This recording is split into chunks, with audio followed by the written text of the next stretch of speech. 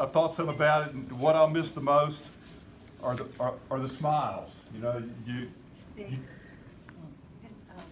can't. Don't lose the money.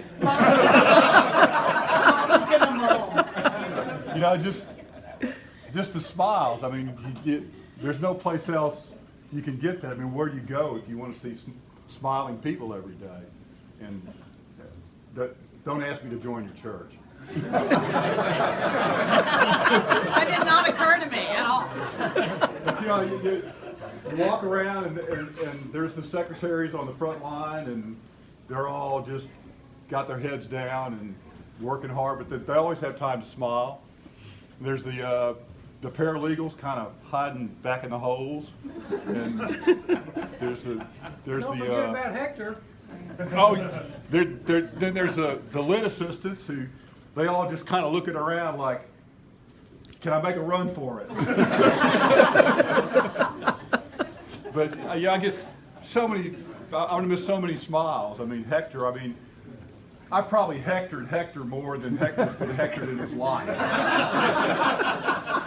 And all he ever did was just grin from ear to ear.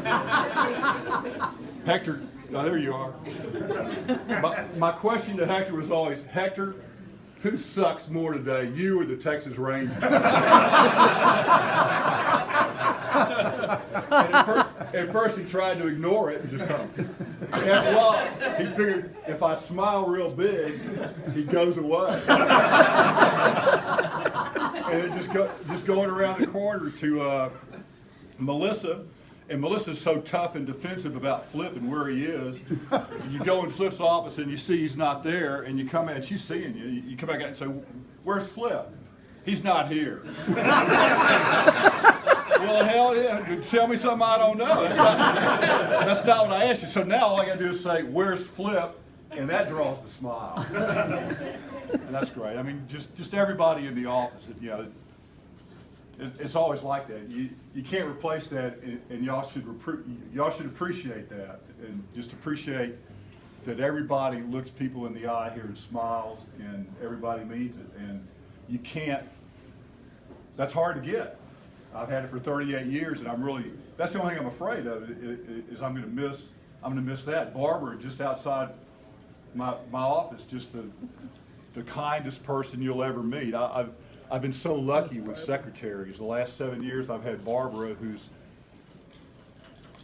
as kind as Rose and Linda and you know and Leslie. I mean, just our all-time great employees. I mean, and Susan Horn. I mean, these are great people. And here's my first secretary, Galen Galen was my secretary when the firm was kind of the Wild Wild West. We did some stuff that you cannot do now.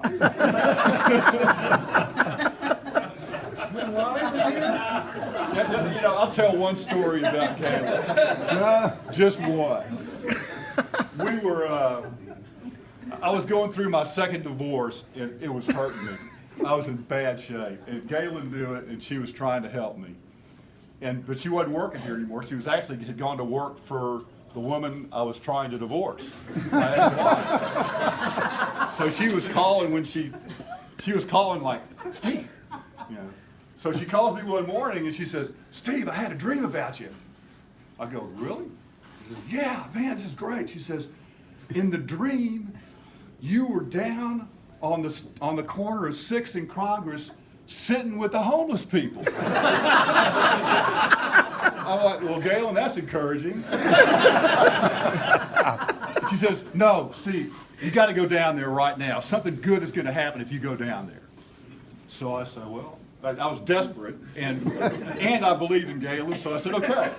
So I finish up what I'm doing, and I go down to the street corner, 6th and Congress. There's Leslie, and the homeless society was hopping. It was busy, and all the benches were full except for one spot. And I go and I sit down in that one spot, and everybody looks at me like, "What's that lawyer doing here?" So after about 4 seconds, the guy to my left kind of goes like this and gets up and moves as if I was the one who stunk. So I'm sitting there and I said, well, what's going to happen? What's going to happen? What's going to happen? And a woman comes up and sits down next to me, and she was rough. She could have been 35 or she could have been 65. And she looks at me and she says, I got a knife. Oh yeah? I hope this isn't it. She says, yeah. She says, I defend myself with my knife. I'm going, well, that's good. She says, I'll cut you. I said, well, I'm not going to mess with you. She says, well, I know that. So I was sitting there, I said, what is that? She says, it's really sharp. You want to see it? I go, no, I don't think I need to see your knife. So, I wait a socially appropriate amount of time for that society, which is about 3 seconds. And I leave and go back upstairs and call Galen. I say, Galen, I went down there, and the only person I talked to was this woman who who told me all about her knife, how sharp it was, and how she cuts people with it. Galen says, oh, well, that's not it, Steve. That wasn't the dream. You need to go back down there. I didn't go back down. But that's just one of the things that used to happen. So anyway, thank you all for coming, and I'll be around. Yay! Yay, Steve.